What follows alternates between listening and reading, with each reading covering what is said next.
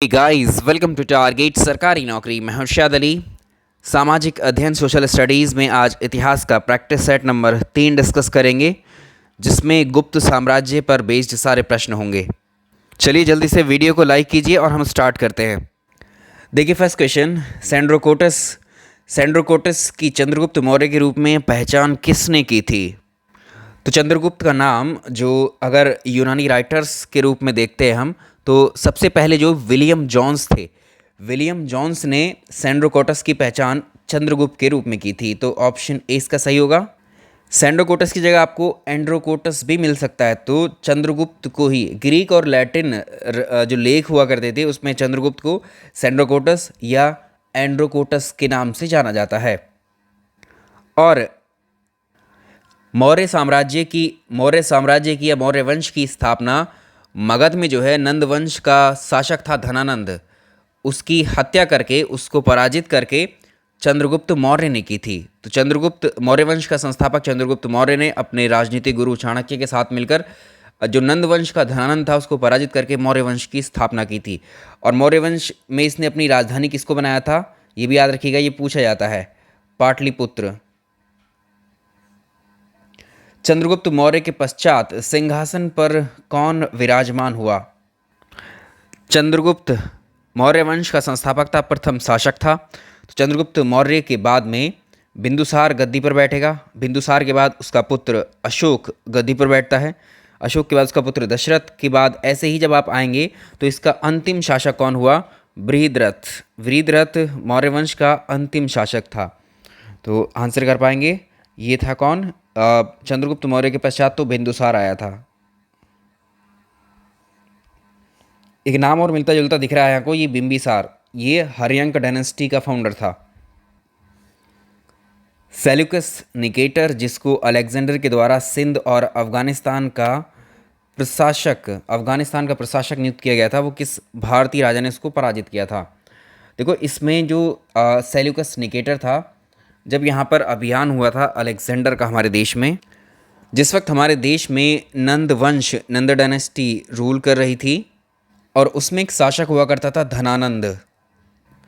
धनानंद के शासनकाल में 326 ईसा पूर्व में भारत में सबसे एक जो है यूनानी शासक जिसका नाम था सिकंदर, इसका आक्रमण होता है। झेलम और चेनाब नदी वाले क्षेत्र में एक राजा था जो पोरस या पोरू कहा जाता है उसको। तो सिकंदर ने उस पर अटैक किया था और उसको हरा दिया था। और उसने यहाँ जितने भी एरियाज़ को विजिट एक तरीके से जीता था, उन सबको जो है वो सौंप के चला जाता था अपने सेनापति सेल्यूकस निकेटर को। बाद में ये सारे एरियाज़ पर जो है एक तरीके से कब्जा करने के लिए आता है। तो उस वक्त चंद्रगुप्त मौर्य का शासन चल रहा होता है। तो सेल्यूकस निकेटर और चंद्रगुप्त मौर्य के बीच में युद्ध होता है और इस युद्ध में कई सारी संधियाँ होती हैं। इस युद्ध में जो चंद्रगुप्त मौर्य था वो इसको सेल्यूकस को हरा देता है, सेल्यूकस निकेटर को हरा देता है। हराने के बाद में इनके बीच में कई सारी संधियाँ होती हैं। और सेल्यूकस निकेटर का ही एक राजदूत हुआ करता था, एम्बेसडर, जो मेगास्थनीज था, जो कि फर्स्ट फॉरेन ट्रैवलर था, हमारे भारत में आने वाला प्रथम विदेशी यात्री जिसने इंडिका नामक किताब लिखी थी। तो ये क्वेश्चन वही है, चंद्रगुप्त मौर्य के दरबार में भेजा गया यूनानी राजदूत कौन था? इसको सेल्यूकस निकेटर ने भेजा था। ये सेल्यूकस निकेटर का राजदूत था, ये मेगास्थनीज था। Option C. बिंदुसार ने अशोक को किस विद्रोह को समाप्त करने के लिए भेजा था? बिंदुसार के टाइम पीरियड में एक विद्रोह हुआ था, ये तक्षशिला का विद्रोह हुआ था। और वहाँ पर एक कीचक नाम का शासक था जिसने ये विद्रोह किया था। और इस विद्रोह को नियंत्रित करने के लिए ये अपने पुत्र अशोक को भेजता है और अशोक इसका सफलतापूर्वक दमन भी करता है।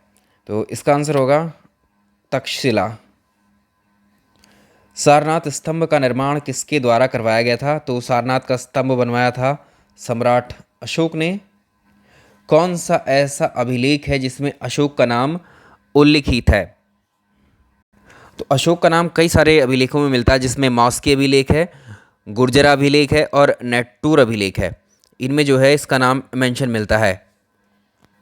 इसमें अशोक को जो है प्रियदर्शी या प्रियदर्शी के नाम से संबोधित किया गया है। और जूनागढ़ अभिलेख में अशोक मौर्य नाम उल्लिखित मिलता है इसमें। तो जो मॉस्की का अभिलेख है इसमें अशोक का नाम उल्लिखित है। मौर्य मंत्रिपरिषद में कौन जो रिवेन्यू कलेक्शन के लिए संबंधित था, जो रिवेन्यू कलेक्शन के लिए एक उत्तरदायी मंत्री था, जो मिनिस्टर था, उसे समाहर्ता कहा जाता था इसमें? Option A. भाग और बलि ये इनमें से क्या थे? भाग और बलि इनमें से क्या थे?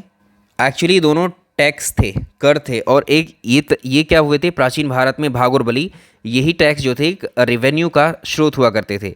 कौटिल्य ने अपने अर्थशास्त्र में बताया कि जो भूमि होती थी, भूमि के जो मालिक हुआ करते थे, वो जितना भी प्रोडक्शन उस ज़मीन से होगा उसका एक भाग, तो भूमि से जो भी उत्पादन होगा उसका एक भाग उस मालिक के पास रहेगा, और इसी को क्या कहेंगे? इसी टैक्स को भाग कहते हैं। ऐसे ही एक बलि भी था। जो बलि होता था ये जो है जो अतिरिक्त कर होता था भाग का, प्रजा से ही लेता था इसको भी। इसका आंसर क्या हो जाएगा? तो ये रिवेन्यू के स्रोत हो जाएंगे हमारे, सोर्स। किस स्तंभ में अशोक ने स्वयं को मगध का सम्राट बताया? जो भाब्रू, इसमें देखिए जो डी ऑप्शन है भाब्रू, जो भाब्रू स्तंभ है ये राजस्थान में है। इसमें अशोक ने स्वयं को मगध का सम्राट कहा है या बताया है। इसका आंसर होगा डी। कौटिल्य का अर्थशास्त्र किससे संबंधित है? ये राजनीतिक जीवन से संबंधित है, राजनीतिक नीतियों से, पॉलिटिकल सिस्टम की एक बुक है ये अर्थशास्त्र, जो कौटिल्य ने लिखी है। ये इंपॉर्टेंट सवाल है ये। अशोक ने जब अपना राज्याभिषेक करवाया उसके 8 साल के बाद में 261 ईसा पूर्व में इसने कलिंग पर अटैक किया। कलिंग की राजधानी इस वक्त तोसली हुआ करती थी, उस पर अधिकार कर लेता है ये। तो आंसर होगा 261। वो संत कौन था जिसने अशोक को बौद्ध धर्म के प्रति आकर्षित किया? यह एक तरीके से अशोक को बौद्ध धर्म की जो है शिक्षा किसने दी थी? तो अशोक को बौद्ध भिक्षु एक विद्वान थे, उपगुप्त, उपगुप्त नाम था इनका। इन्होंने बौद्ध धर्म की शिक्षा इनको दी थी। कौटिल्य प्रधानमंत्री हुआ करते थे।